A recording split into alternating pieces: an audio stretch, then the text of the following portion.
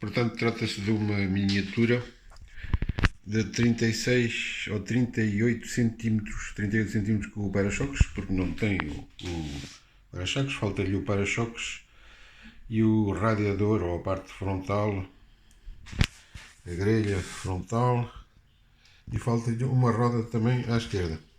Portanto, trata-se de uma miniatura em lata ou chapa, em folha, consoante que queiram chamar. Tem um sistema elétrico de iluminação. As portas abrem-se, tem um mecanismo que permite abrir a porta e fechar, evidentemente. E portanto é um coupé. Um coupé que não lhe sei dar mais outro nome a não ser coupé. E portanto, estava eu a dizer que trata-se de um coupé, não conheço mais nenhuma marca. Trata-se de uma. Esqueci-me da marca do fabricante, que é o Carl Bub, fabricado na Alemanha, Bavária. E trata-se de um modelo relativamente caro, sim, também caro, mas raro. Raro, visto que eu não encontrei vários modelos destes, nenhum desta cor. Todos eles são de cores diferentes. E caro, sim, os preços que eu vi são relativamente elevados, porque até vi um modelo que foi vendido no eBay completo, evidentemente, não é o caso deste, por 1500 € o ano passado, em junho. Et pourtant, on va continuer en français, et pourtant il s'agit d'une miniature fabriquée en Allemagne par Carl Bub. En principe, elle date de 1932, c'est un coupé. Je l'ai dit avant en portugais, mais je vais le répéter en français. Pourtant ici on peut voir qu'il manque une roue. Il manque une roue. Le moteur tourne mais ne fonctionne pas. Il ne fonctionne pas très bien, plutôt mal. Tourne,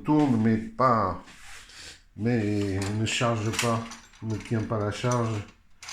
Le moteur tourne, ne tient pas la charge. Il manque pourtant une roue visible ici. Je pense que le système électrique est complet. Il me paraît complet.